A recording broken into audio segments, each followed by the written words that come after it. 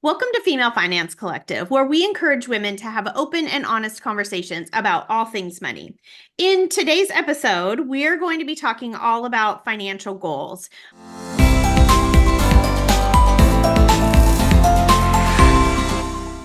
We think it's really important to start dreaming and using those dreams to set your financial goals for the new year. It's the perfect time of year, right? We all know about resolutions and goal setting, and not everybody, but a lot of people are setting goals, whether they're huge or small, and things that they want to work on for the new year. And so, what we want to do today is talk to you a little bit about financial goals, why they're important, and how you might go about setting some for yourself. Just a quick reminder that today's conversation is about investing and saving just for educational purposes and for conversational purposes. We're not here to give you any specific advice. We're just sharing our ideas and what works for us.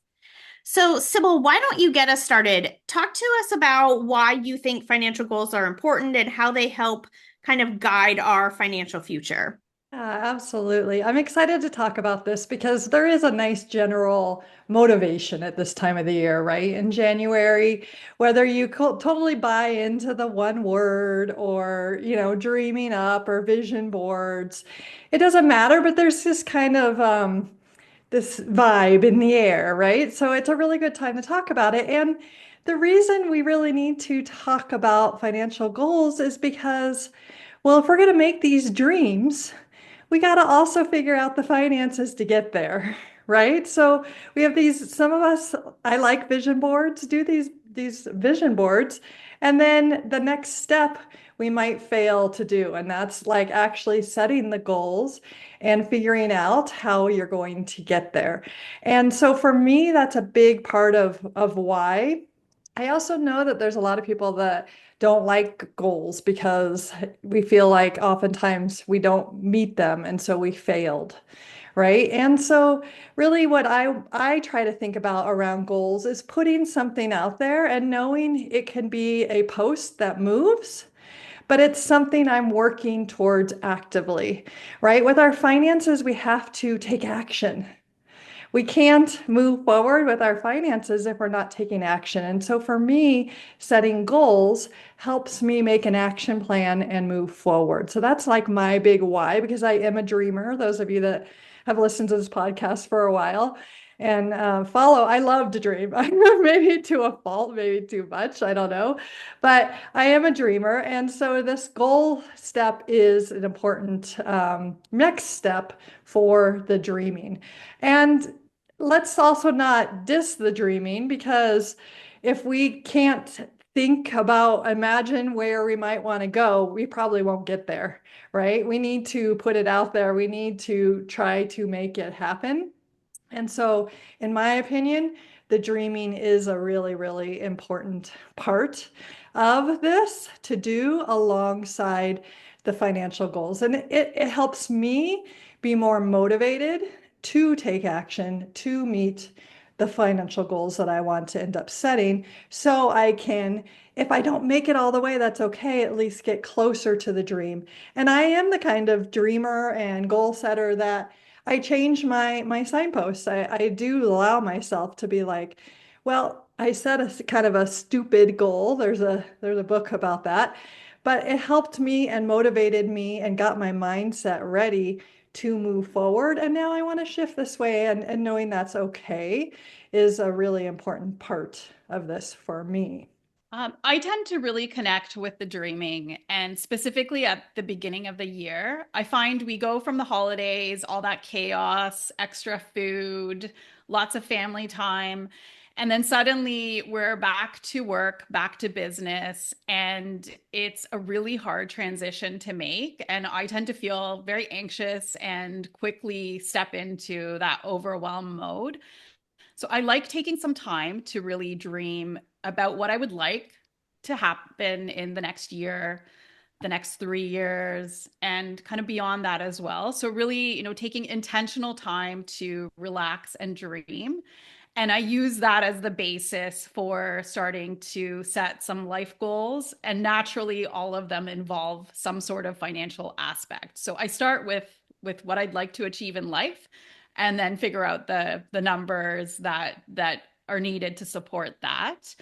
And one of the important things to remember is to align your financial goals. So the things you would like to achieve. So whether that's a new house, whether that's a trip that you want to take, align them with what you value. So your personal values. So not what you're seeing on social media, not what your neighbor has, but the things that are really, really important to you and to your family and to your kids.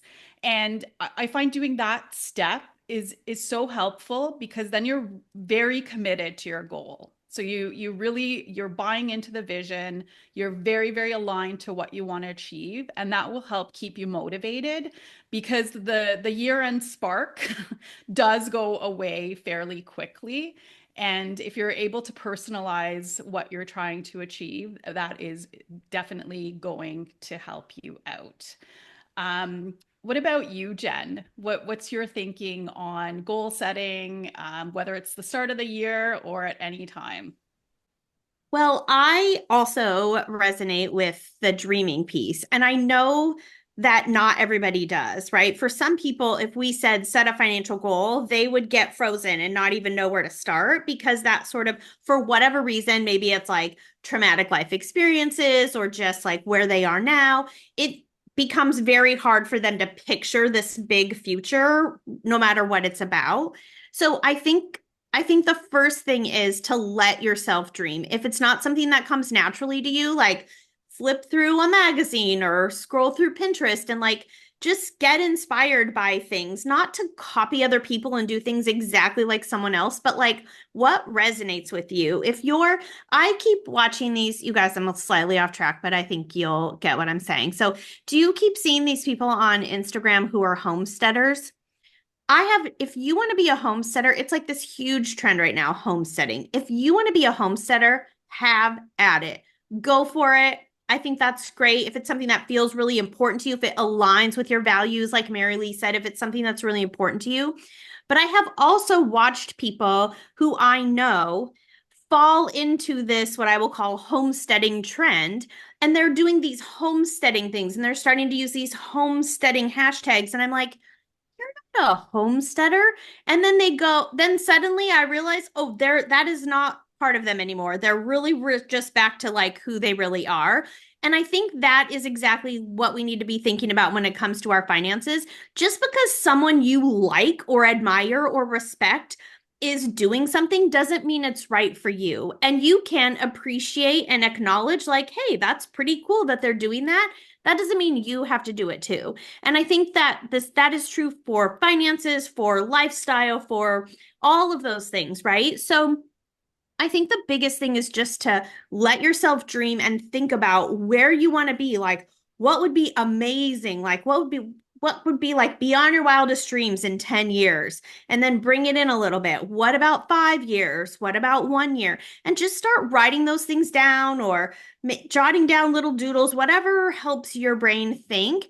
And then kind of break those down into things that are actually realistic, things you'd really like to do. And I think the biggest thing with goals is to have some that are not just long term, those huge big things, but also kind of those medium and short term goals. Because if we're only working on those huge goals and the success of those and achieving those is so far away that it starts to feel like we're never going to get there. And then it's really easy, kind of like what Sybil was saying. You kind of have to move your post a little bit or break those huge goals down into smaller chunks.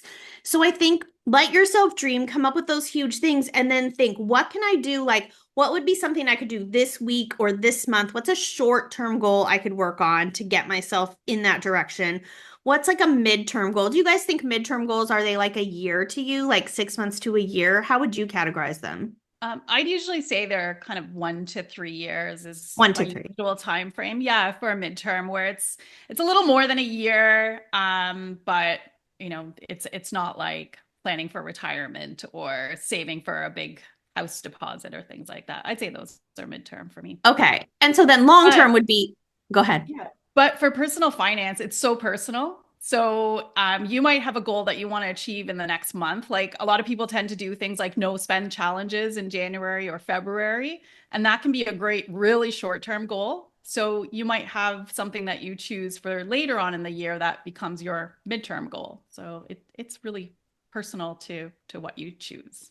Yes, I love that you said that because that's what I want. I think a big thing I want people to walk away from this episode realizing is that there is no right or wrong way to do this, right? That if you're like, okay, for 1 week, I'm going to try to do something and that feels crazy big to you, then that's okay. Like that's where you're starting. And I think that that's okay.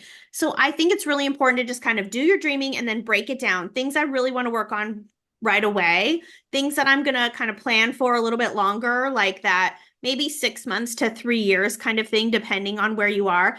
And Mary Lee gave some examples of that. And then longer term, like saving for a house. Maybe you and would like to put a huge down payment on a new car. Maybe there's a really big dream trip that you've got, a goal set to save for that's going to take longer than, 6 months or a year to save for. So I think just kind of breaking down your goals into different chunks.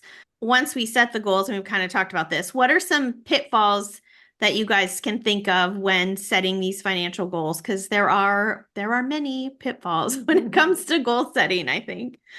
Yeah, for me, it's not writing it down because if I don't write a goal down and I don't put it somewhere like public, even writing it down for me, I'm a big journaler, but writing it down there helps. But actually, like putting it publicly helps even more, right? So, kind of taking some of that journaling, and when I have those short term and midterm and long term goals, writing it down. So that's a huge pitfall for me. I've noticed if I think I'm just gonna keep it in my head, sorry, Sybil, that's not going to pan out that well because I haven't fully committed to it. That's one of my biggest pitfalls. I would also say sometimes I set too big or audacious goals. Like I already mentioned this episode, I'm that dreamer that's setting stupid goals. And so one of my pitfalls is not breaking it down into realistic, maybe milestones or steps forward. And I'm really working on that. Marilee, you talked about the no spend challenges. We did that in the Female Finance Collective, right, in November. And I was able to save $1,600 that month during that challenge. And so for me, my short-term goals are now based on that win and moving out to a quarterly of keeping those savings in place the next 2 months. And then thinking about midterm. For me, I'm looking at midterm a little bit shorter of wanting to do a trip here soon. And so together with that win of that savings, continuing those savings, and then investigating in the background ways to travel more efficiently, cheaper, right?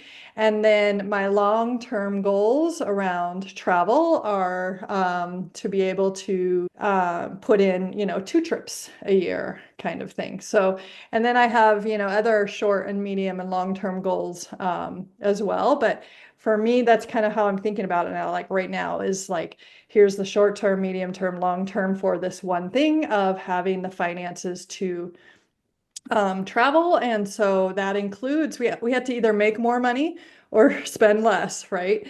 And so that for me, my goals include both of those right now, making more money and setting goals and realistic outcomes for that. And then spending less at the same time. And then I'm doubling down on it, right? And that's not always realistic for everything. For travel, that's maybe realistic. It might not be realistic to take that same money and do that for a bigger, longer 5-year goal, right? But so in a way, they're all kind of shorter term, like in the next year, but I'm breaking it up into those milestones, maybe.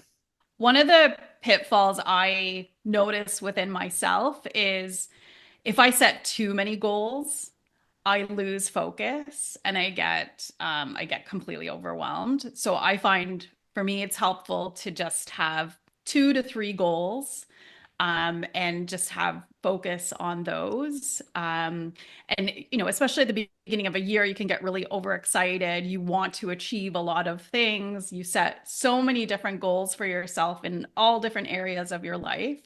And then it just gets confusing. So I definitely prefer having a couple of really strategic goals. And there's lots of action steps that come with that. So, there's always financial tasks to handle. So I do take care of those, but I try to keep my goals very, very specific and streamlined.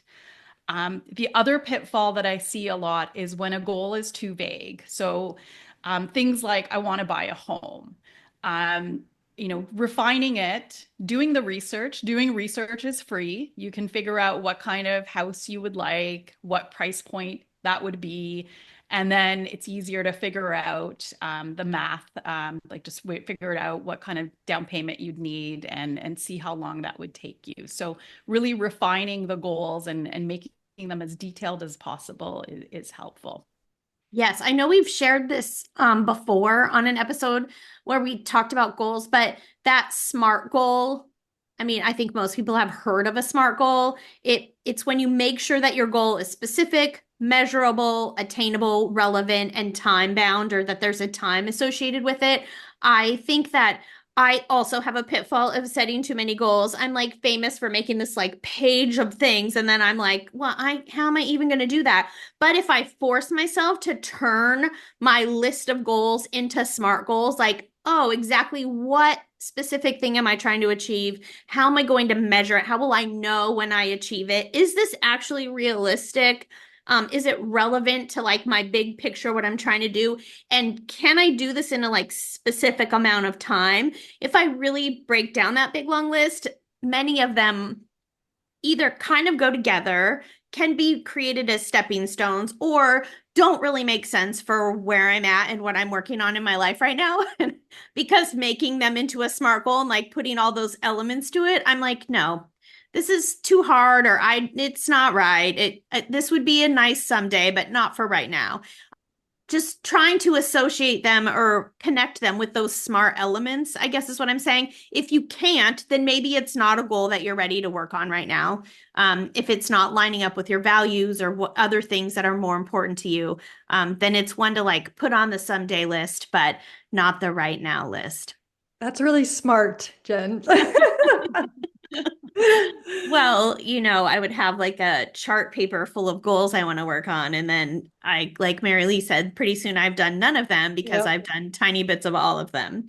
So Yeah. I think we want to give you a call to action at the end of this episode. It's something that we're going to start doing on all of our 2025 episodes to kind of encourage you to take action on the things that we're sharing. So today, what we would like you to do is write down your top 2, 3 financial goals for 2025. And then like think about them when you get to the next episode. We're going to kind of give you kind of next steps that you can use when we come back next week. And so, just take a week and think about what are 2 or 3 things that I really want to work on for 2025. If you've got one and you're like, this is the one thing I need to do, please do not feel obligated to come up with more, right? But 3 is a good goal. I think when you start to get more than 3, that's when you start to like off the, you taking on too much at once kind of thing. And remember that we post these podcasts every single Wednesday. So it's a good kind of timeline to work within, So dream it up, write those financial goals, and then listen in next week. And then we'll continue this conversation about goal setting. So thank you so much for listening. Be sure to like and follow our podcast. It really, really helps our podcast a lot. You can find us on Instagram and YouTube, and we'd love to hear from you. Let us know how your goals are going. We would love to hold you accountable and help you reach your goals. So we look forward to talking to you next week.